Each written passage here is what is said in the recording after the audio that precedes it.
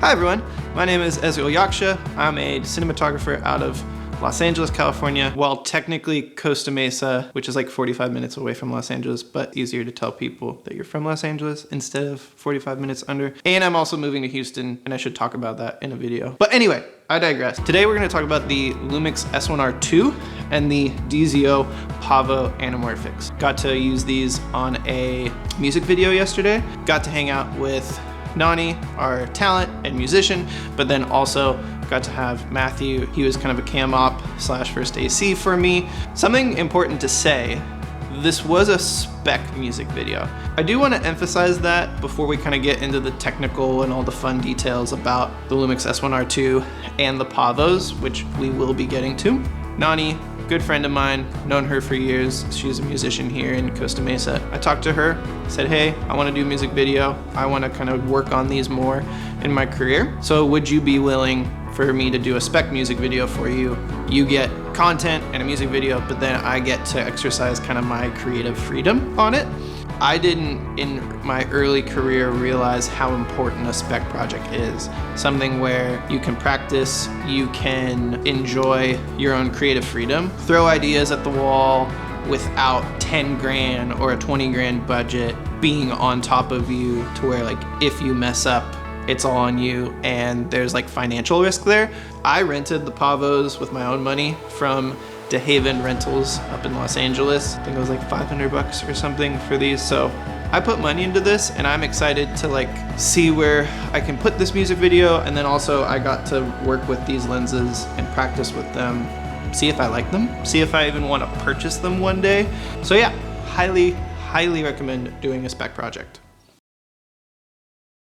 What were my thoughts on using the S1Rii? So this technically was my second time using the S1Rii. If you go over to Matthew's page, there was a pickleball shoot he did this month, March, a bit ago, can't remember when, but got to be on that, got to use the S1Rii then. I'm really excited with everything they've put into this new camera. Currently don't have it because it's Matthew's camera. And I do personally love that majority of the codecs in camera are oversampled from that 8K. So the 6K is gonna be sharper, have more detail. The 4K is gonna be sharper, have more detail. I'm curious about this. This is something I wanna test more, hopefully if I get a chance to use the camera more, or if I can get it maybe this year. The sharpness of the image coming out of the S1Rii, I think, is compensating for the softness of the Pavos. At T2.1 on the Pavos, wide open, they're soft. But getting to shoot with it yesterday, I found T2.1 super usable. So I'm curious if that's just me liking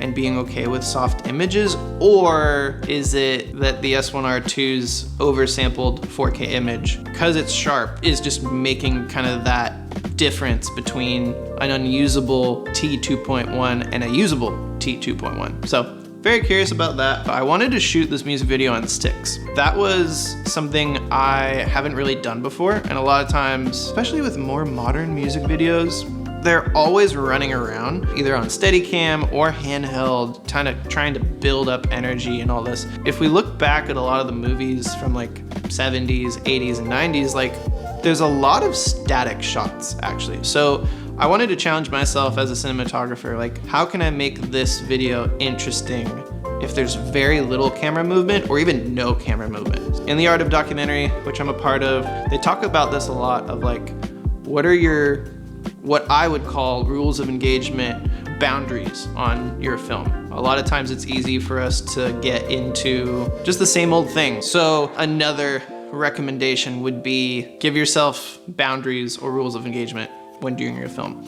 But there were a couple moments where a tripod that we had couldn't go low enough. So there was a couple times I went handheld for this and really still wanted a steady shot. Being able to, in camera, turn on IBIS, give the information in camera that we are shooting on a 32mm lens at Super 35, and the IBIS in camera worked with our anamorphic lens. We turned on anamorphic mode, and I was able to stay handheld with IBIS, and there's not a lot of movement, which is great. It still looked like a static shot. The fact that we have anamorphic IBIS in a hybrid photo camera is crazy. It's why I love Lumix, that there's video features in these cameras that are for video shooters, and I'm happy to be corrected on this. I don't even know of another camera that has anamorphic IBIS. I wanna say, like, that's a Lumix thing. Maybe that's on higher end cinema cameras, but then again, higher end cinema cameras don't even have IBIS, so yeah, maybe it is just a Lumix thing. So if you love anamorphic, you need a static anamorphic shot, or even you need to walk around, it works so well. Two more quick things on the S1R2. We were able to shoot in Apple ProRes 422 HQ internally. I'm really curious to see the difference between, say, like the H.264 compression versus the Apple ProRes 422 HQ compression. Like, it's still being compressed, but it's lighter. So it should work really nicely on my PC. And supposedly you should be able to push colors and push color grading a little bit more with ProRes. So I love that that's internal. And I will say, we never got an overheating, which was cool. I'm not entirely sure what fan settings we had on camera. I wanna say it was set to auto, maybe it was set to normal. I'm gonna have to check with Matthew on that one. I'm not sure. Never got an overheating warning, and it was 70 Fahrenheit to 75 Fahrenheit, somewhere in there, especially shooting midday in the sun. Like, it got warm. So overall in the S1R2, I'm really excited to get my hands on that more, to play with it more. There's just so many settings in that camera with a high resolution sensor that makes it perfect for photo, but then also perfect for filmmaking. DZO Pavo Anamorphics. I've wanted to rent these probably since sometime mid last year, and started shooting anamorphic in 2023. I got to use the ShootQ Saturn anamorphics, which have a native L mount, so they worked on the S1H perfectly, and really liked those. But as I'm moving on in my career, I kind of am looking to find a set of anamorphic lenses, which is not 20K or 50K per lens, but has a PL mount. That way, if I am hired for a big commercial or a big documentary, and they're like, we want this on Reds, on Arri, on the Sony Venice 2, I want to be able to say, sweet, I have my anamorphic lenses that are PL. We can just use those. So I've been looking and definitely thinking about buying. I'm not talking, to quote uncensored podcast. Are you talking or are you buying? When? Not sure, because the total of these is still like 30 grand, 50 grand for all of them. Don't have 50 grand right now. All that to say, what was my experience? So, have the 55. This is $5,500 USD. All metal construction from what I can tell. I think the value in getting something that's more expensive, more high quality is, it's not probably gonna be made with plastic or like softer aluminum. I'll probably put up like the actual weight here for what these are, but they're really well made. At the same time, they aren't like the Atlas Orions, which are like gigantic, and I have no idea what the weight is on the Atlas Orion. So for how small this is and how well made it is, I'm very impressed. Something I did notice yesterday, pulling focus for a couple of the shots we had, the focus throw on this is possibly the smoothest I've ever felt. I've used some really high-end cinema glass, I've used some lower-end cinema glass, and I just noticed like it felt so smooth pulling focus, more so than I've ever felt before. Aperture ring as well, feels really nice. We go from a T2.1 to a T22 actually. And then the cool thing about these lenses is at the very back, you have an ability to adjust back focus manually, and you don't have to put kind of your oh my gosh, what are they called? Shears? No. Shims. You don't have to put shims on these, which is really nice. So my current lens that I have in my hand does not have the little dial because these are rentals, but they come with a little dial. That way you can unscrew it, check your focus, back focus, and then adjust there. I think other things that I loved about using the Pavos is you can see circular distortion on the edges, and I actually really liked that. The whole point of expensive glass or even specially made lenses is we want to see some imperfection. We want to see, I don't want to use the word, but everyone uses it, character. The whole point of not using like your basic photography glass is it's great for photos. It's clean, but for cinematography, where you want something a little more interesting, I think the Pavos stand out among other anamorphic glass. They especially stand out in their price range. You're getting something that has a lot of character for thousands and thousands of dollars less than something like a Arri anamorphic lens or a Cook anamorphic lens or even the Atlas anamorphic lenses. If you want something that has kind of emotions in the image, the Pavos have that and makes me want them more. The only thing I would say that I was like, oh, wish the Pavos did this, was they really don't flare. And when they do flare, it's subtle. You really have to have kind of a light shining directly into the barrel of the lens to get kind of your classic horizontal anamorphic flare.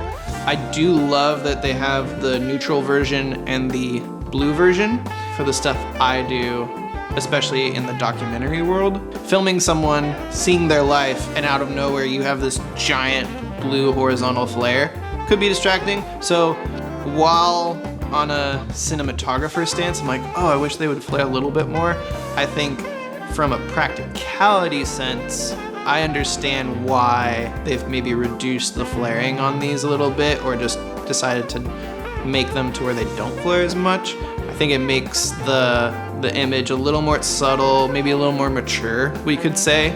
I love the S1Riis, but those are something that flares all the time, and sometimes you don't want those, depending on your project. Something to keep in mind, they don't flare a ton. I think it also increases the use case of these lenses. So if you're on a commercial set, or you're on a documentary, or if you're doing something else, you can have these on, the character's gonna be beautiful, and there's not gonna be a ton of distracting flares taking away from your client and what they want.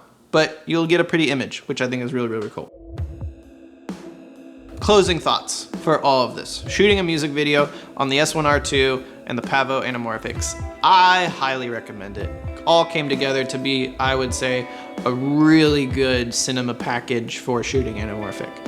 DZO anamorphics specifically, there's character, they're smaller, compact, not gonna be as heavy as other anamorphic lenses, so there's actually the potential to shoot a doc with them, run around with them a little bit even, and they have a beautiful character to them that I think separates them from other lenses in the $3,000, $5,000, even $3,000 to $7,000 range. I think the Pavos stand out in that price range. If you want to get into more anamorphic stuff for commercial or music videos or even short films, highly recommend the Pavos, and hopefully you might see a video of me purchasing them one day, hopefully, when I get more work and more clients to spend 30 grand or 50 grand if I get all of them on a bunch of lenses. On the other hand, the S1R2, you have this photocentric body, this mirrorless body that has a high resolution sensor, can take epic photos on Friday, but then Saturday you can go shoot a spec music video with it. It's crazy that a camera like that, under $3,500, can do all those things, and then on top of it has anamorphic internal stabilization. These features just aren't on other cameras, not to my knowledge at least. If they are, majority of the time those cameras are a lot more expensive. So when it comes out, I believe March 31st, highly recommend it. Hope you can get one. I've heard pre-orders are going kind of crazy, more so than Lumix expected. I think that camera is gonna be a really pivotal moment for Lumix. I think they've done a really good job in the past 3 years of addressing issues people have had, autofocus, image quality, ergonomics, and are really delivering in the hybrid video space. And I'm excited to see what happens after the Lumix S1R2. If there's a S1 Mark II, or I'm shooting on the S1H right now, an S1H Mark II one day, or even a box camera. I think the future for Lumix looks really cool. And if you've never shot on Lumix, I highly recommend give it a shot. Test it out. There's a plethora, to use a big word, there's a plethora of video features in these cameras, and I'm all for it. So those are my thoughts. I hope that's helped. I'm gonna really do more videos like this. It's something I love to do. I really enjoy talking. A lot of this actually like really wasn't scripted. I had some notes here, but I just enjoy talking gear, talking specs, technicality, and then even I think I just really appreciate sharing knowledge. I learned how to do all of this a lot from YouTube, and then a lot from people in my community that were ahead of me by like 5 years or 10 years or even 2 years. Just gotten to learn from this community. So yeah, with all that said, like this video if you thought it was useful or cool or you learned something. I hope you learned something. And then subscribe if you want to hear more from me and see more of my pasty white face. So till the next video, hope you have a wonderful day and a wonderful week, and hope you're doing well, whoever you are out there in YouTube. Okay, I need to be done. Bye, everyone.